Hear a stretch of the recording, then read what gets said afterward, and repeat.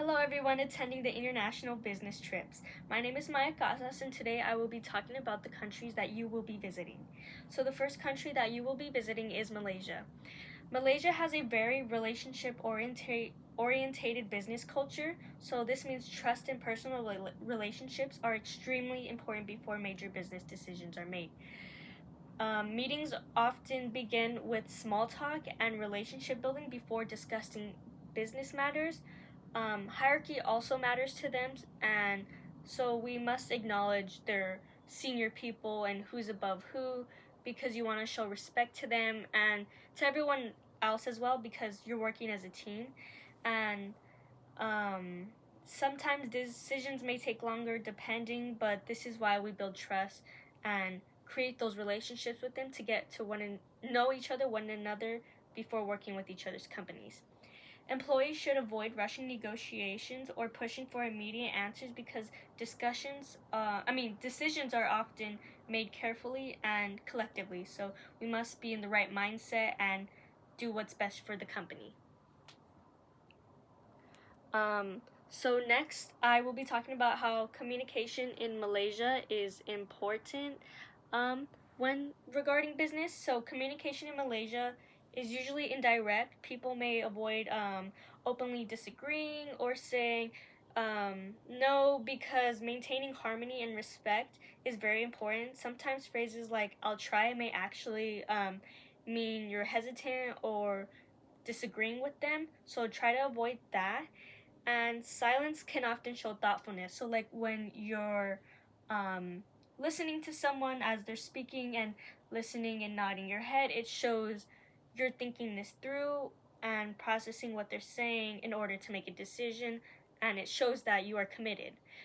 Public criticism should be avoided at all time. Let the person speak and say what they have to say, and then you can give your feedback, but don't be rude about it or criticize them. Everyone has their own opinions, and this is to work with each other's companies best we could. So I want to add, don't let your emotions get in the way. If something bothers you, remember this is a business trip and we're here for business, and this has nothing to do with us personally. And don't let anything get to you. We're just here to do what's best for our companies, and yes, to network and build relationships, but let's not let anything get too emotional to where it affects our decision making for the company. So next, another important concept in Malaysia is saving face. So protecting someone's dignity and avoiding embarrassment is extremely important in both professional and social situations.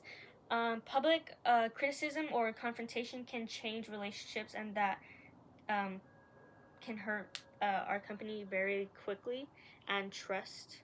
That can hurt our company and the trust with the other company. So respect religious diversity. Malaysia has a different religion than where we come from, and we must respect that because we are in their home. And Islam is the official religion of Malaysia. So be aware of their practices and how they do things because it is a different culture.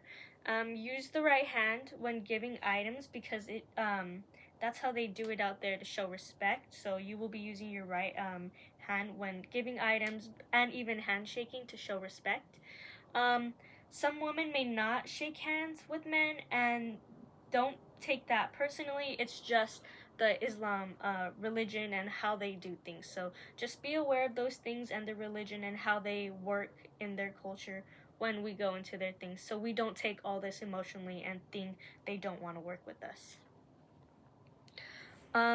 So when greeting others, it's best to remain respectful and allow others to initiate physical contact if you are unsure. But overall, you should be gentle, respectful, introduce yourself, and all that so we can gain that trust with the company.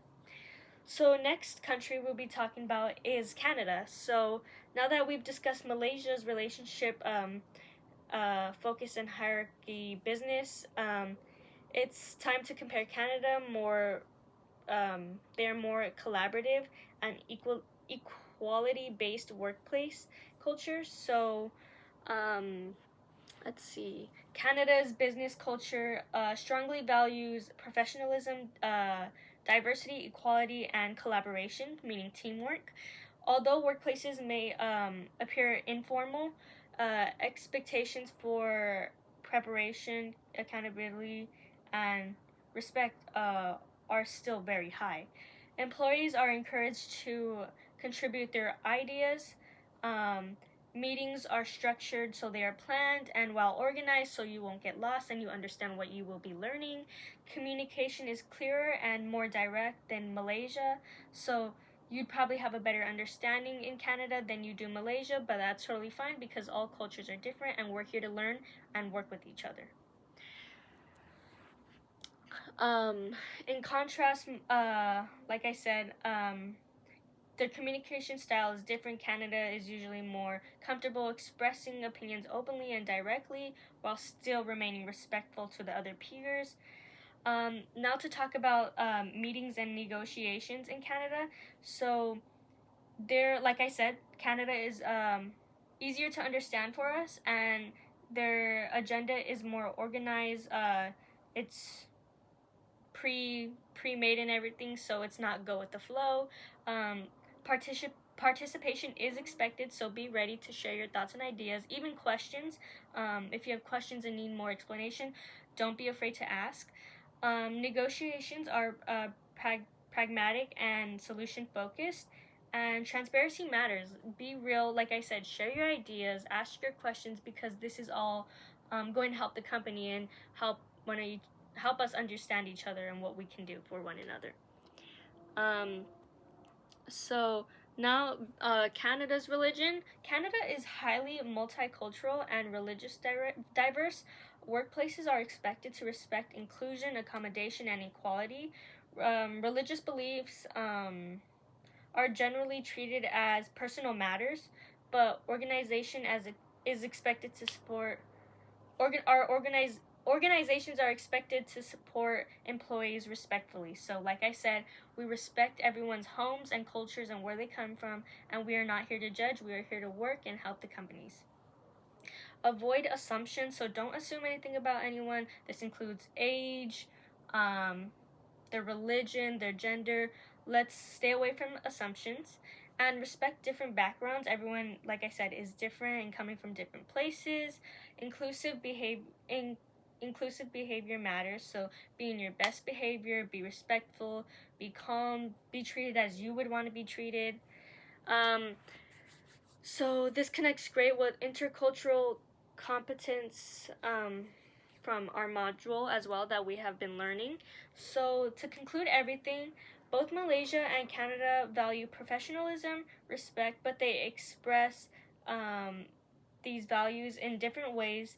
Malaysia focuses more on hierarchy, indirect communication, relationship building, and maintaining harmony. And then for Canada, they emphasize equality, collaboration, inclusion, transparent communication. So we have to understand that different cultural differences can help us employees build that communication effectively and avoid misunderstanding in the workplace. By developing intercultural awareness, we can become more successful, respectful, and show our professional, show that we are professional.